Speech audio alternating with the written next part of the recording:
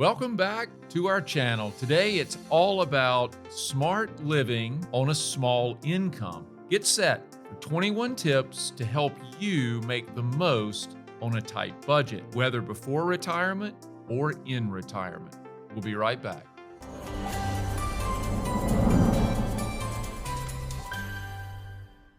Hey everyone, welcome back to We Are Talking Money. I'm Phil Clark, founder of OmniStar Financial Group, and today I'm sharing 21 tips for living on a small income.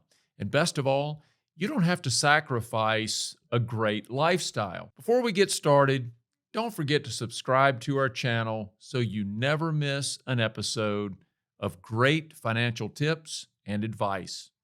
Okay, let's dive in. First, you've got to create a budget and stick to it. Knowing where your money goes is crucial for effective financial planning. Most people don't like the term budget, and you've heard me say that more than once. But if you will embrace it, I promise it will change your life. Number two, downsizing your living space. A smaller home means lower expenses. Most of us live in homes that are far greater than what we need. I didn't say than what we want, but than what we need. Downsizing means lower cost, and likely you will take the equity from that larger home, and that translates to more income. Next, it's getting rid of subscriptions that you don't use. Sellers of subscriptions make record amounts of money every year on consumers who simply forget to cancel those unused subscriptions. Save on groceries by shopping sales and using coupons. And if you have the room, buy in bulk. Next, cook at home. Do it more often. It's not only healthier, but also it's more cost-effective. Cooking is a great way to spend time with family. And hey, if you're good in the kitchen, gift giving just got easier and more affordable. Besides, your creations are far more appreciated than the typical gift card or some other random gift. Next, rethink your transportation. If you're driving what we used to call a gas guzzler, consider a more economical car, and consider downsizing your vehicle if you rarely need that larger SUV, for example. Next, if you really want to get out more, maybe you just don't want to be at home as much, try exploring discounts that are offered by restaurants or stores or even entertainment venues. There's lots of discounts available, but you might have to look for them. Plenty of those, by the way, are available online. Just do a little searching in your local area. Next, you want to learn to negotiate prices and ask for discounts.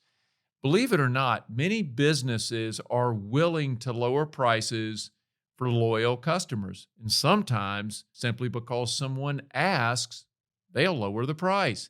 Don't be afraid to ask. In fact, in the Bible, Matthew 7 through 11 says, "Ask, and it will be given to you. Seek, and you will find." There you have it.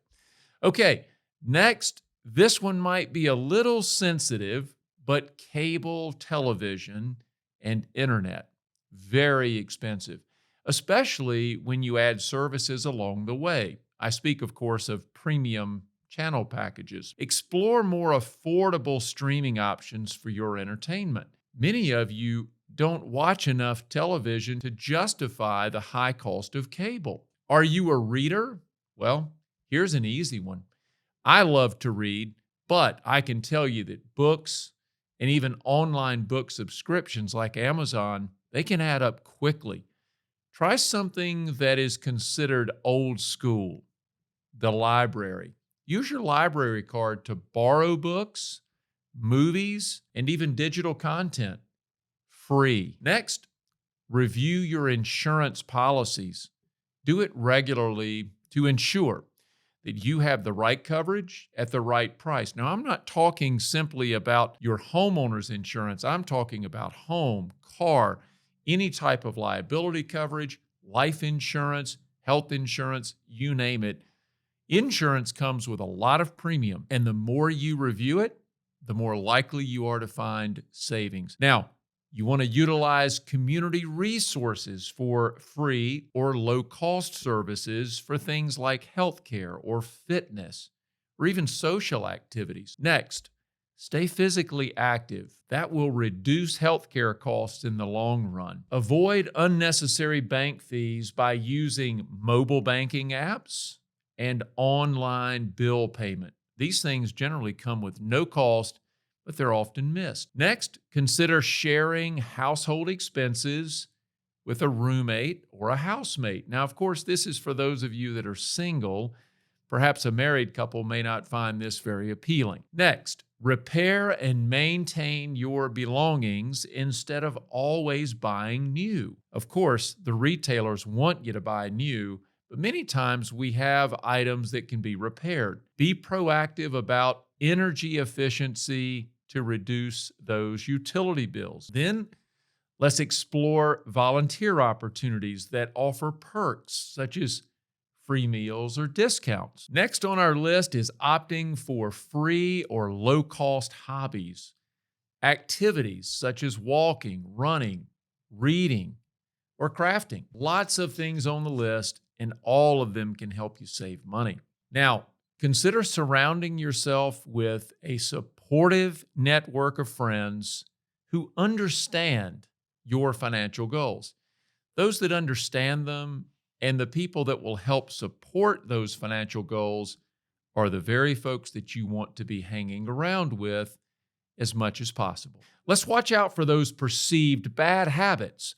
Things like smoking. People spend, on average, nearly $400 per month on smoking. Of course, that assumes they're a smoker. And then there's adult beverages. We all have our favorites. I like red wine, for example, but maybe reducing the quantity or considering more cost-effective options is something that you could do. Kicking these habits would be good for your health and your wallet.